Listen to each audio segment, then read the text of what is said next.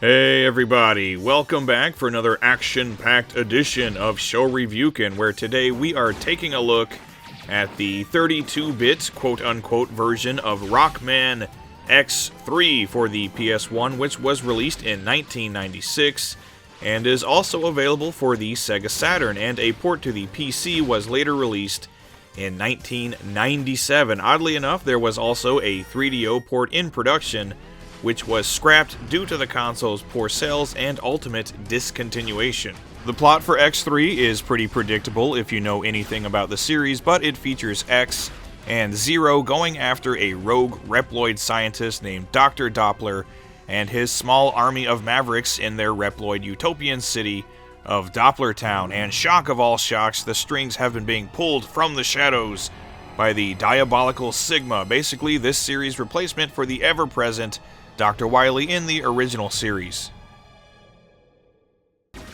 So, if you've played the SNES version of this game or any of the other 2D Rockman X games, you'll know what to expect with this one, as there are seemingly no alterations to the gameplay to speak of from the SNES version. As X, you run, jump, dash, and blast your way through 8 initial stages, each complete with a boss character that gives you an additional weapon after defeating them, eventually leading to a series of Sigma stages, so literally the exact same formula as any other game in the series. You collect heart tanks to increase your max health, E-tanks for emergency situations, and upgrade capsules to make X a more efficient killing machine. This game is notable for being the first game to allow you to play as Zero, which is really cool. You can switch over to him during gameplay, but you have to be very careful because in this game, unlike later sequels, you only get one Zero, and when he dies, he's dead for the rest of the game. This is an all-around very fun and enjoyable action platformer, and while it's not my favorite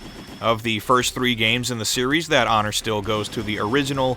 It's well worth playing, and honestly, with no real alterations to the gameplay, the only significant difference between the SNES, PS1, and Saturn is the controller used. The SNES controller, I find, is still the best for this game, but I've got no complaints really about the others, so the main reason to play this port is for the alterations made to the visuals and sound, which is definitely a bit of a mixed bag.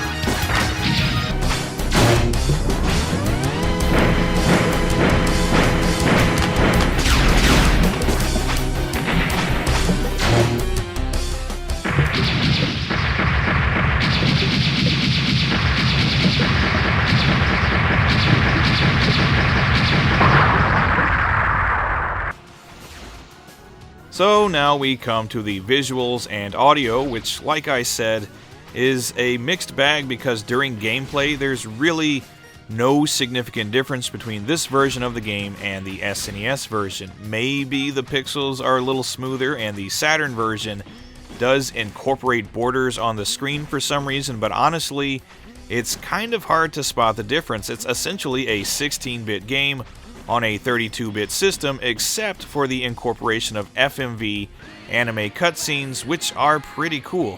You get a great intro sequence with an awesome song to rock out to, some cool cutscenes sprinkled throughout the game, and little animated intros for each of the Mavericks, and this is a nice little addition. The sound, though, you may or may not like, depending on if you prefer the 16-bit chiptunes of the SNES game, or if you like the arranged CD quality soundtrack used here. It's a pretty good soundtrack overall, but for me, the 16-bit version is the more enjoyable one. Some of the tracks here, while still good, lack some of the energy they had on the SNES, and that for me brings the game down a bit, but again, still a great soundtrack overall, and revamped sound effects as well, which sound great.